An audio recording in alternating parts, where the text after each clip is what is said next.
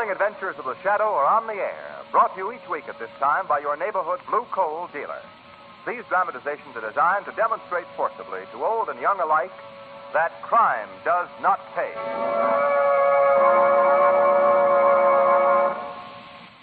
A spell of fair weather may fool you into thinking that winter is through for this year.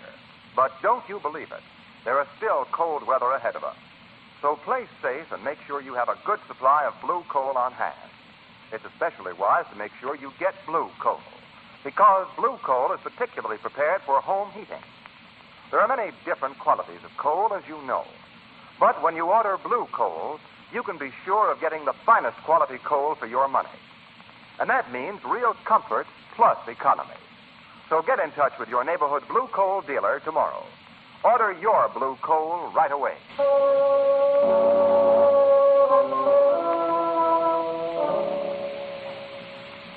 The Shadow, mysterious character who aids the forces of law and order, is in reality Lamont Cranston, wealthy young man about town. Several years ago in the Orient, Cranston learned a strange and mysterious secret. The secret of hypnotic power to cloud men's minds so that they cannot see him. Cranston's friend and companion, the lovely Margot Lane, is the only person who knows to whom the voice of the invisible Shadow belongs. Today's drama, Altar of Death.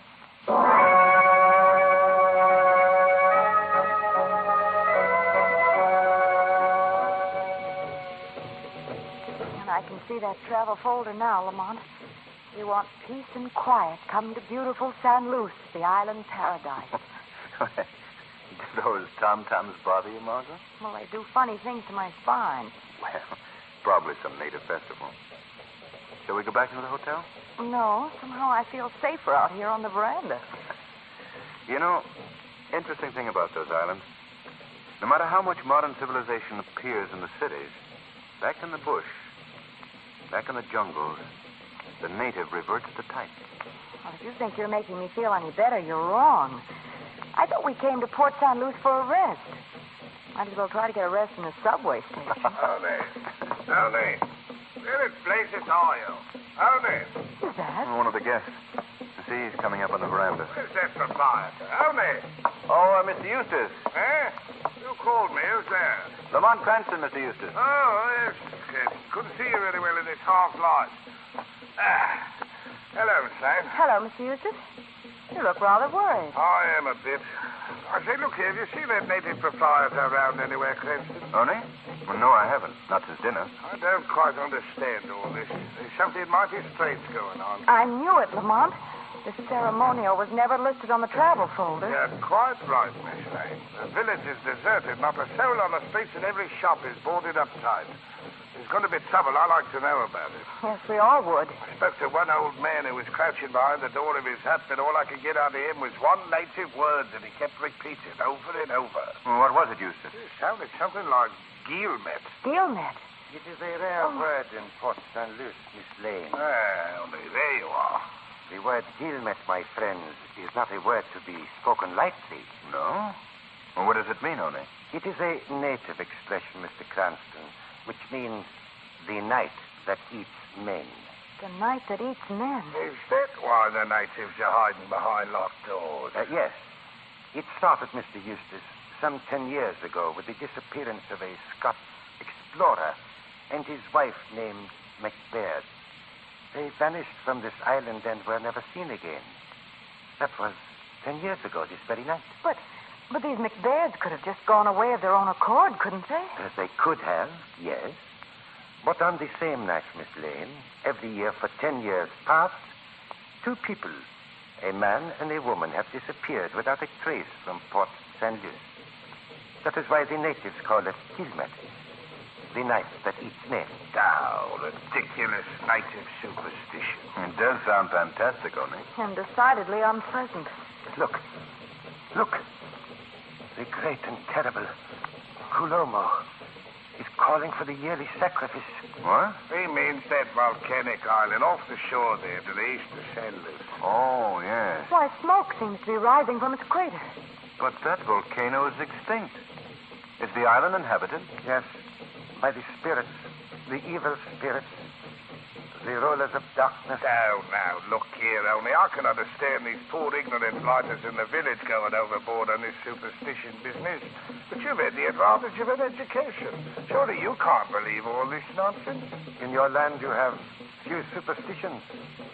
But here on San Luis, it is different. I know. I have seen.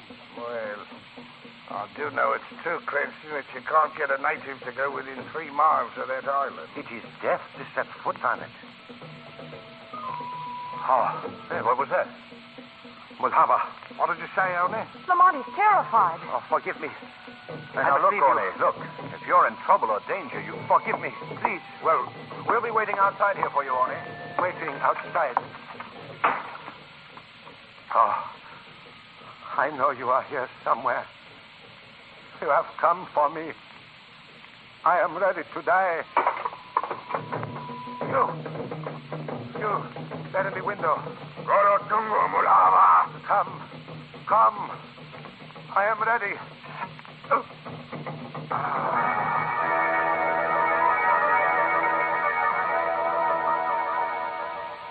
Only's expression is like Death, Mr. Eustace. Oh, no, Lamont. Who killed him? A native, I'd say.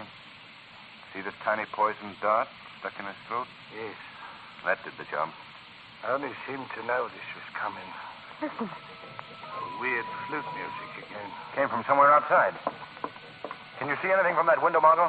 Lamont, there's a figure running down to the beach. Where? See? Look, there in the moonlight. He's getting into a canoe. We've got to stop him. Come on. Out this door here. There he goes. Seems to be pulling away from shore rapidly. Can you recognize him? I'm afraid the moon isn't bright enough for that. Wait. Whoever it is, he'll go around the island and land somewhere on the opposite shore. Why do you say that, Miss Lane? Well, there isn't another body of land anywhere around here that he could escape to, Except that volcanic island, Kulo. That's where he seems to be headed. Eustace, where can I get a boat? Lamont, You're not going to follow us there. That's right. in spite of the legend that no one has ever returned from that island? Yes, Margot. How about it, Eustace? The boat. I have a slow but sturdy fishing launch, Cranston. You may have it on one condition. Yeah, what's that? That you let me come along. Glad to have you, Eustace. I suppose you'll realize that this isn't going to be exactly a pleasure trip. I understand. Well, then, what are we waiting for? You too, Margot? Well, you didn't think I was going to stay here on San Luis alone, did you? Come on, let's go.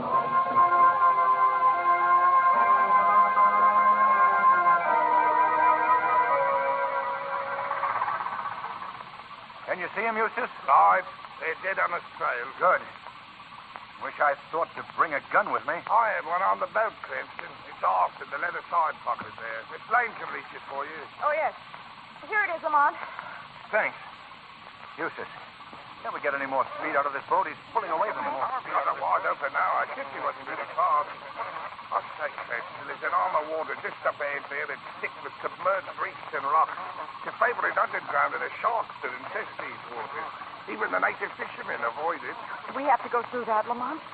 That man in the canoe's going around it. We've got to, Margot. We're going to head him off. We'll be tempting fate if we try it. It's our one chance to overtake him. I tell. Might be slim with a set. Well, what do you say, Margot? Shall we go after him or turn back? I know what your choice is, Lamont. And it's mine, too. Good. I knew you'd say that. You game, Eustace? I tell. But it's a good thing I'm a bachelor.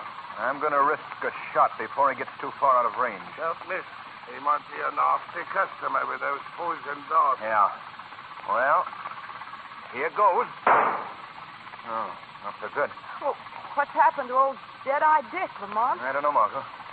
Well, I won't miss this time. Order, Cranston.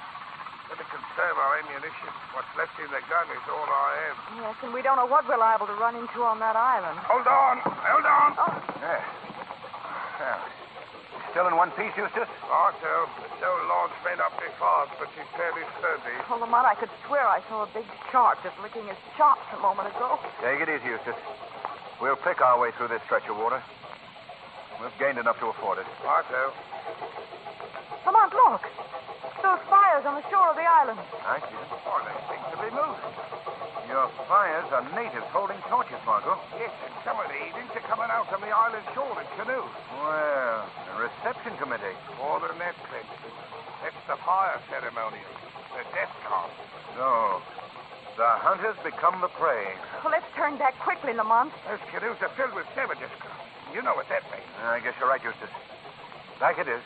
Yes, and let's see if we can't get a little more speed out of this launch. Marcel, Eustace. They're coming at us fast. can't get them all out of this boat. I'm trying. Uh-oh. Well, Eustace, we couldn't have picked a better time for the motor to go dead. It's caught an appropriate word at the moment. And the native's only about 50 yards away from that prey of yours, Lamont. Well, we still have a gun. I'll No, don't shoot at them, Cranston. You haven't enough bullets to do any good. With those blowguns and poison darts, we wouldn't have a chance. I guess you're right, Eustace. Lamont, Yes, Margot. any ideas? Not a glimmer. Well, we've been in tight places before. Yes, but this one is a prize winner. Looks like we're in for it, Margot. Here they come.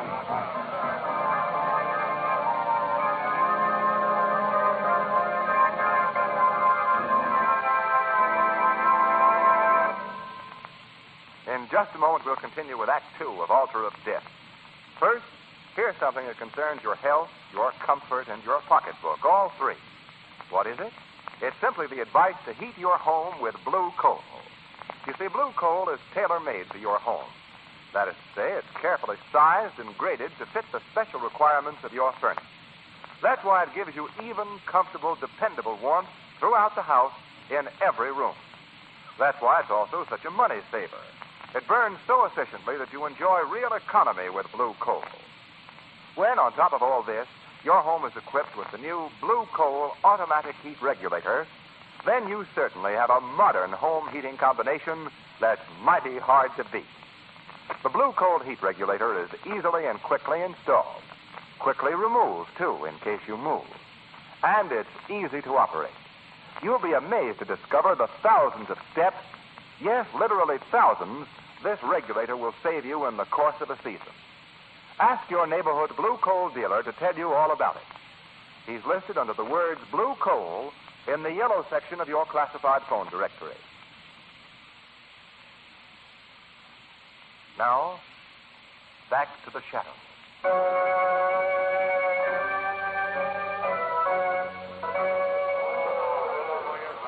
They're the most savage crew I've ever seen. The native in the lead boat wants to talk, Lamont. Huh?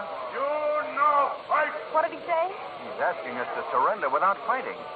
They evidently mean to take us alive. They could kill us in a minute if they wanted to. We still have a chance this way. Mr. Eustace is right, Lamont. We still have a chance. You no fight. Okay. We won't fight. At least temporarily. I take you to chief. Katomo, Kanamosak.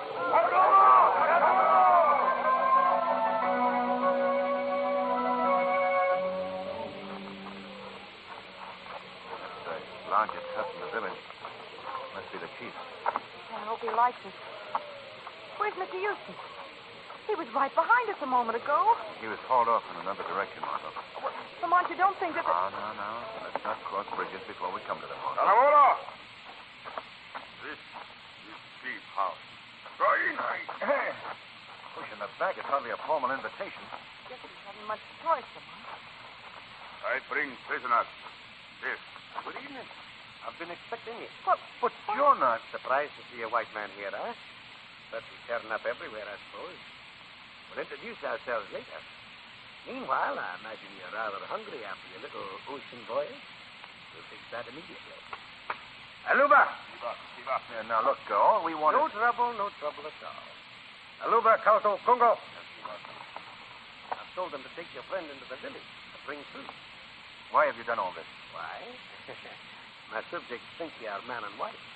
That is why your friend has been separated from you. You'll find the Kulti a very peculiar people, with many strange customs. They're idolaters, all of them. Worship a thing called Mulhava. Mulhava? Then... Aye, a rather savage deity that the natives feel requires human sacrifice. Beastly chat, Mulhava. I don't think we're going to like it. Ah, well, Lady Needness, here, I'm on the very best of terms with the Kulti. As a matter of fact, I shall go on ahead now and have the natives prepare for you. You're very kind. I'm happy to oblige. Lamont, Yes, Margot. did you see the initials on the silver belt buckle he was wearing? No, I didn't notice. They were capital M, A-C, capital B. Capital M-A-C, capital B. Yes. Didn't Oni tell us that the first two people to vanish from Port St. Luce were a Mr. McBaird and his wife? Yes, Margot. I'm afraid he did.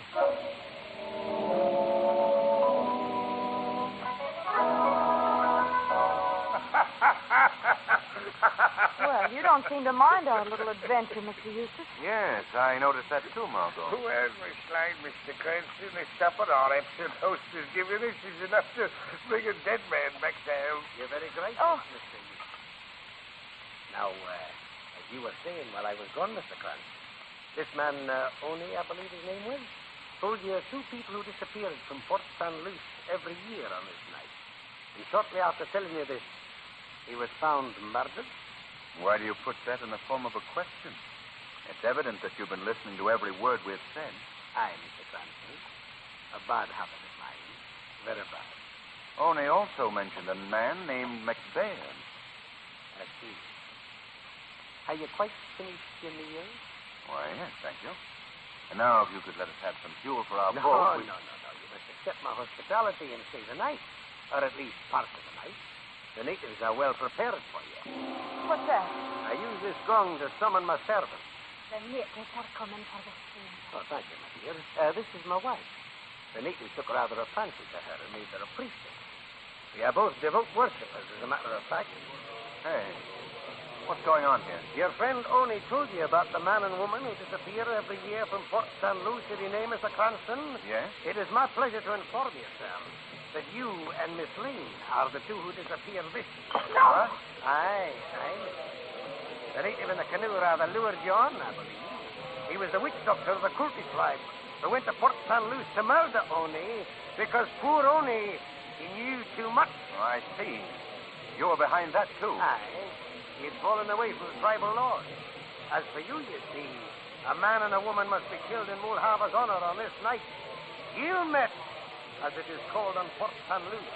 What is your part in all this, McBaird? For 10 years, I have engineered the disappearances of a man and a woman for the purpose of the Mulhava sacrifice. But why? Why? This volcanic island is some of the richest diamond territory in the world, Miss Lane. So that's it. Aye. I'm paid for my trouble in diamonds, which are worth more to me than to the savages, since I can reach the American and European markets. You see, it's a perfect system. Not quite so perfect as it seems, though, you know. No? No. Because you've overlooked the fact that I have Mr. Eustace's revolver. Oh. Now, you take it to our boat and see that we can... Oh, yes, Cranston, I forgot to tell you. What, Eustace? The gun is only loaded with blanks. You see, I'd never have given it to you if it were actually loaded. You're in on this, too. Of course, Miss Lane. I happened to be Mr. McBaird's contact with his markets abroad. It was an excellent deception, don't you think? Your coming here was playing very carefully. Oh, the mob. Don't worry, Margot. The natives are here. I will speak to them, my dear. Agato! Agato! Es tanto gori sopa grani! Ulumo! Mulhava! Agato! I have just told my subjects to take you to the Temple of the Altar of Death on the rim of the volcano. There, after due ceremony, you will be cast into its bottomless pit in flames as a sacrifice to our idol, Mulhava. Oh, no, McBaird, it's not going to be as easy. Let go of me, you fool. Gori! Lamont, look out! Lamont! Mr. McBaird, your native is killed. Nay, I couldn't deprive my people of their innocent little fun. No, I am saving you both for the fire sacrifice.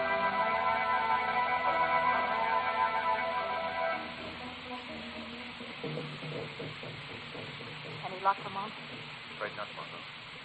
This temple's dungeon seems to be hewn out of lava formation. Will they come for us soon? Can't say, Margot. I don't know how they run these things. Oh, Lamont. Now, Margot. Mustn't let that lunatic McBaird enjoy himself over our fear. Oh, you're right. Is this it, Lamont? Looks like it, Margot. I don't see how we can possibly get out. Someone at the door. Have they come? A little sliding panel. There's a face peering in, Margot. It was I, Mrs. McBaird. Mrs. McBaird. I want to help you. as I've tried to help all the other poor souls who've fallen into my husband's power. Oh. Oh, I hate him. He's evil. You hate him? Aye. Will you help us escape? Oh, no. No. I want to, but they'd kill me if I did that. All I can do is to tell you the weak place in my husband's armor. For what you can make out of it. Yes, Miss McGrath. The natives fear him. They think he's Mulhava's disciple. They fall on their knees before him. They even made me serve as priestess to keep up the pretense. But if they ever should discover that he uses them and their God for his own selfish ends, they turn on him. I understand you, Mrs. McGrath, and I think I see a chance. What do you mean, Lamont? Margot, perhaps the shadow can find a way out. Mrs. McGrath, there's nothing I can do unless you open that door. Oh, they'd kill me. You must, I tell you, if we're all to have a chance. If I open it, I warn you I'm armed, and if you attempt to escape, I'll have to kill you in self-defense. I agree to those terms, Mrs. McGrath. Very well. Just a moment. I'd better make a break for it, Margot. I'll be looking out for you. Good luck, Shadow. You feel it, Lane? Nothing. Nothing. You're nervous. Mr. Cranston. Mr. Cranston. Where is he? He's gone, Mrs. McGrath. Gone. Oh, no. I'll be killed for this. I'll be... They're coming. They're coming. I'll help you, Mrs. McGrath. I'll do my best to help you. Here comes my husband. Well, Miss Lane, Mr.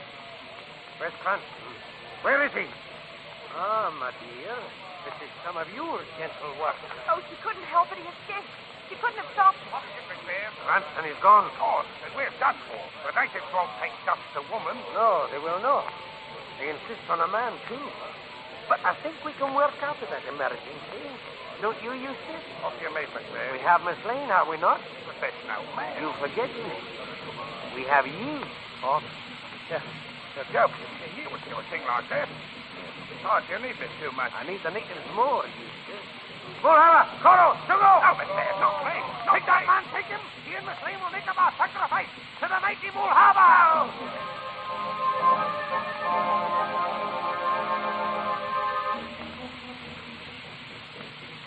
Oh, Mulhava, we bring this man and woman before your awful presence. Send us good fortune and plentiful food and the shining stones buried in the earth.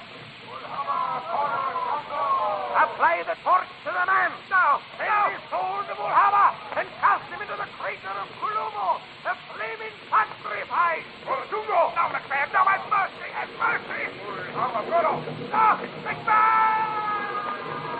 Mulhava, receive this offering. Now, the woman, light the human torch. Hold on, Tungo! Drop that brand. Drop it, I say. Brigado! What's that? I heard the voice. So, Macbeth, you would set yourself up as a king. It's coming from the idol. Your evil reign is at an end, Macbeth. Magato, Mulhava, speak. You, priest of Mulhava, you understand me. Let there be no more human sacrifices. Shiva! No more sacrifice. Release that woman and set her free. Free the man who came to this island with her. And send them both from Kulomo in safety. Yes, Mulhava. We do as you say. We obey Mulhava. Aloha! Mulhava has spoken. No, you will not do as he says. If those who get back to Port San Luce alive, they'll come for me and take me away. Mulhava has spoken. We obey. Aloha! You do as I say. I'm ruler here. Don't heed this man. Send the prisoners back to Port St. Luce. And let there never be a human sacrifice in Kulomo again. We hear. We do the will of Mulhava. You listen to me, ignorant savage dog. There's no such thing as Mulhava. That's just a lump of painted clay. I'm Mulhava. I built that fool idol. It's me you'll obey. Do you hear me? You will not obey him. You will do as I have said. Yes, we obey you. Aluma! I'll show you that the idol's made of clay. I'll show you who's more powerful. What's this? There, it's cracked and broken, your idol, Mulhava. I guess that'll quiet your almighty highness. Well, don't stand there staring at me. You break Mulhava. You die. Wait a minute. No, wait a minute. It was only a joke. A joke. I'll build you another idol, another one. They don't come no closer to me now. Die. Back! Get back, I say! I got a gun here. Stop or I'll shoot. Stop! No! No! No!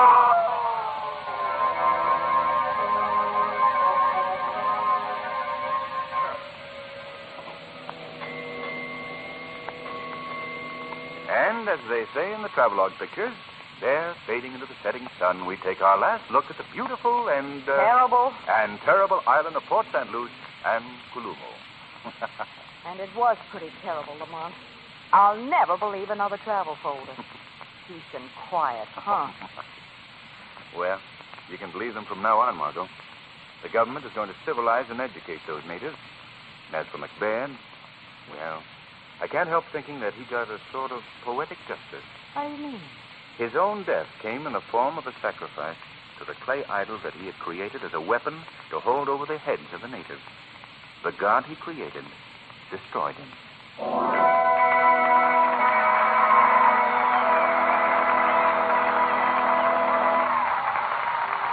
In just a moment, we'll bring you a special feature of America at War. But first, we present John Barclay, Blue Coal's home heating expert. Mr. Barclay.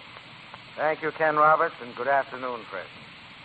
At this time of year, with rapidly changing temperatures, it's very important to know how to bank your fire properly to ensure the utmost comfort. Now, there's no magic about banking your fire, but there is a right way and a wrong way of doing it. For example, many people still cling to the old-fashioned practice of banking the fire with ashes. Of course, this is wrong.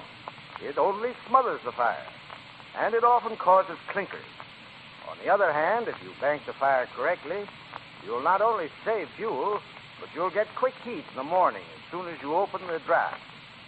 Now, if by any chance you're not quite sure of the right method of banking the fire, or if you have any other questions on the operation of your furnace, take my advice. Call your neighborhood blue coal dealer and tell him your troubles. He'll be only too glad to send his John Barclay service man to help you. This man is a graduate of our training school. He'll show you how to bank the fire properly. And he can give you many other hints on how to run your furnace so you'll get more and better heat and save fuel besides. This is an exclusive blue coal dealer service. Thank you.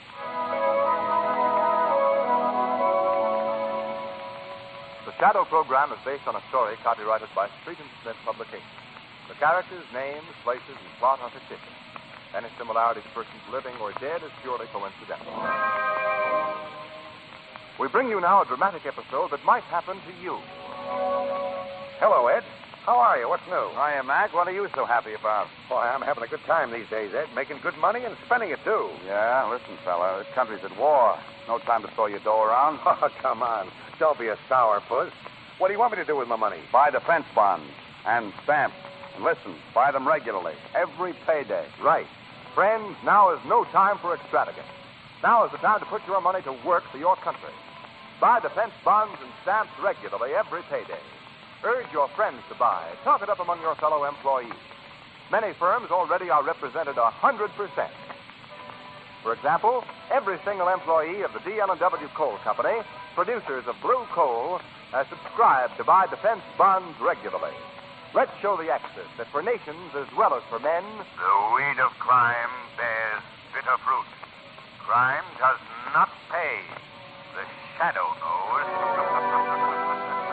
next week, same time, same station, your friendly blue coal dealer brings you another strange and thrilling adventure in the Shadow's daring battle against the forces of evil. Be sure to listen, and be sure to phone your neighborhood blue coal dealer for greater heating comfort at less cost. Remember, keep the home fires burning with blue coal. This story was produced by the DL&W Coal Company, distributors of blue coal. This is the Mutual Broadcasting System.